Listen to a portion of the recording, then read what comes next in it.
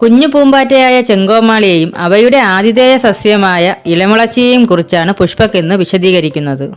ആതിഥേയ സസ്യമെന്നാൽ ഒരു ശലഭം മുട്ടയിടാനും ലാർവകളുണ്ടായി അവ ഭക്ഷിച്ചു വളരാനും അവസരം കൊടുക്കുന്ന സസ്യമാണ്.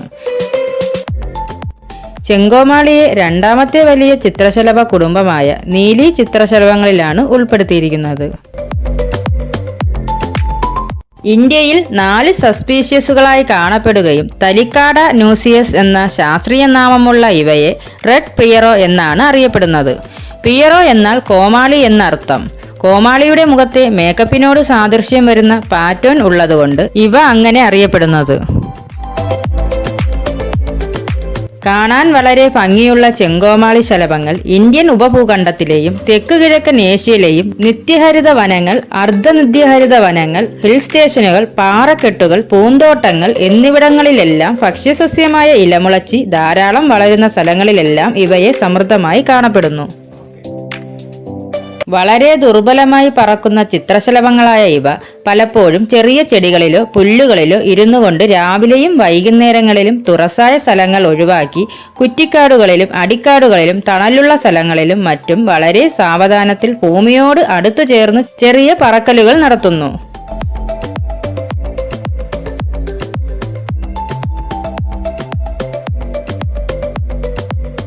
ചിറകുകളിൽ കാണുന്ന ഓറഞ്ച് ചുവപ്പ് അടയാളം വെച്ച് പെട്ടെന്ന് തിരിച്ചറിയുവാൻ സാധിക്കുന്ന ചെങ്കോമാളികൾ ജനുവരി മുതൽ ഏപ്രിൽ വരെയും ഓഗസ്റ്റ് മാസവും വളരെ സജീവമായിരിക്കുകയും കൂടുതലും അമരാന്തേസി, അക്കാന്തേസി കുടുംബങ്ങളിലെ സസ്യങ്ങളുടെ പൂക്കളെയാണ് ഇവ അമൃതനായി സന്ദർശിക്കുന്നത്.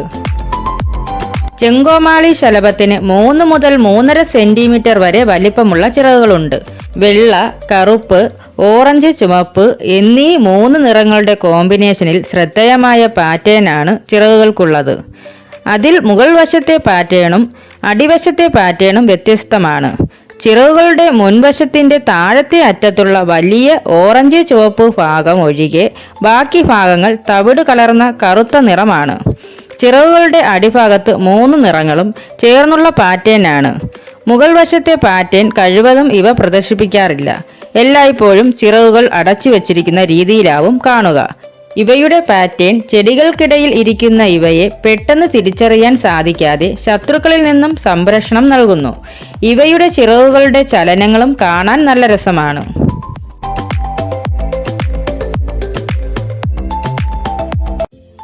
ആൺ പെൺ ശലഭങ്ങൾ കാണാൻ ഒരുപോലെ ഇരിക്കുമെങ്കിലും പെൺശലഭങ്ങൾക്ക് നേരിയ വലിപ്പ കൂടുതൽ കാണാം.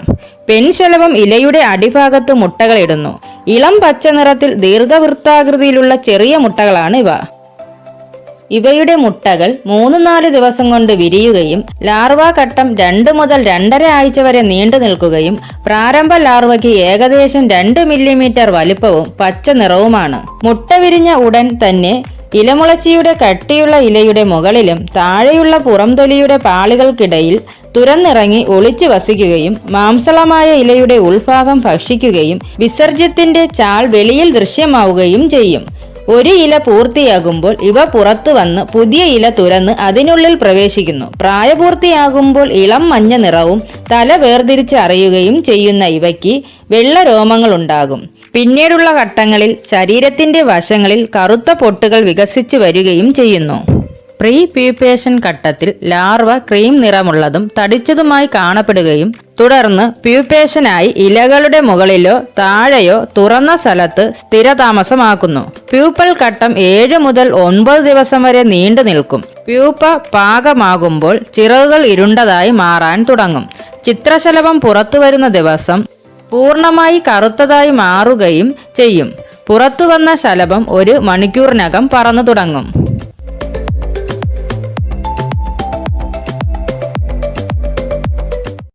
ഇനി പറയാനുള്ളത് അത്ഭുത സസ്യമായ ഇലമുളച്ചിയെക്കുറിച്ചാണ്. പേര് സൂചിപ്പിക്കുന്നത് പോലെ ഇവയുടെ ഏറ്റവും വലിയ പ്രത്യേകത ഇലകളുടെ അരികിലുള്ള മുകളങ്ങളിൽ നിന്ന് പുതിയ ചെടികൾ വളരും എന്നുള്ളതാണ്. അതുകാരണം ഇംഗ്ലീഷിൽ ഇവയെ മിറാക്കിൾ ലീഫ് പ്ലാന്റ് എന്നും ലീഫ് ഓഫ് ലൈഫ് എന്നും വിളിക്കാറുണ്ട്.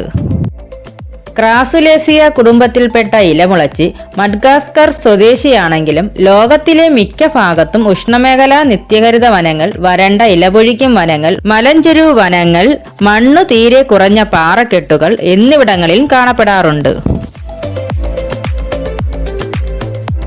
കലാഞ്ചോ ജനുസിൽപ്പെട്ട ബ്രയോഫൈലം പിന്നാറ്റ എന്ന് ശാസ്ത്രീയ നാമമുള്ള ഇവ കാടുകളിൽ കാണപ്പെടാറുണ്ടെങ്കിലും ഉദ്യാന ഔഷധ സസ്യമായും ഇൻഡോർ സസ്യമായി വീട്ടിനകം അലങ്കരിക്കാനും ഇവയെ വളർത്താറുണ്ട്. ഭംഗിയുള്ള പൂക്കളുള്ള ചില സ്പീഷീസുകളും ഈ ജനുസിൽ ഉൾപ്പെട്ടിട്ടുണ്ട്. സബ് ജനുസിന്റെ പേര് പരിശോധിച്ചാൽ ബ്രയോഫൈലം എന്ന ഗ്രീക്ക് വാക്ക് സൂചിപ്പിക്കുന്നത് ബ്രയോ എന്നാൽ മുളയെന്നും ഫൈലം എന്നാൽ ഇല എന്നുമാണ്.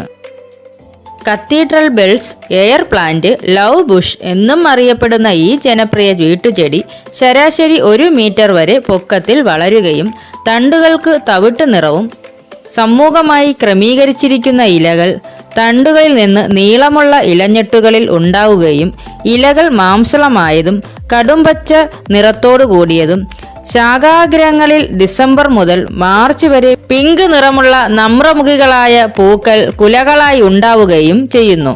വംശവർദ്ധനവ് സാധാരണയായി ഇലകളുടെ അരികുകളിൽ പൊട്ടിമുളയ്ക്കുന്ന തൈകൾ ഉപയോഗിച്ചാണ് നടത്തപ്പെടുന്നത്. കുട്ടികൾ ഈ പൂക്കൾ ഊതി വീർപ്പിച്ച് നെറ്റിയിൽ ഇടിച്ച് ശബ്ദമുണ്ടാക്കി രസിക്കുന്നതിനാൽ ഇവയെ ചുടക്കെന്നും അറിയപ്പെടുന്നു. കൂടാതെ സ്ലേറ്റ് മായ്ക്കാൻ ഇവയുടെ ഇലകൾ ഉപയോഗിക്കുന്നു. ഇരുമപ്പച്ചയെന്നും ചിരവപ്പല്ലനെന്നും ഇവ അറിയപ്പെടാറുണ്ട്. ഇലമുളച്ചിയുടെ ഔഷധ മൂല്യവും വളരെ പ്രശസ്തമാണ്. ചെറിയ വേദന സംഹാരിയായും വൃക്കയിലും മൂത്രാശയത്തിലെയും കല്ലുകൾക്കും ചെറുപ്രാണികളുടെ കടിയേറ്റാലുള്ള വിഷചികിത്സയ്ക്കും പൊള്ളൽ, വീക്കം, ചതവ്, മുറിവ്, അതിസാരം, ഗ്രഹണി എന്നിവയ്ക്കും മരുന്നായി ഇലമുളച്ചി ഉപയോഗിക്കാറുണ്ട്.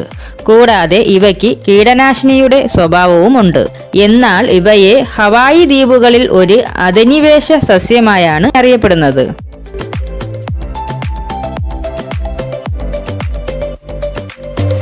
പ്രകൃതിയുടെ സന്തുലിതാവസ്ഥയ്ക്കായി പൂമ്പാറ്റകളും അവയുടേതായ കർമ്മങ്ങൾ നിർവഹിക്കുന്നുണ്ട്.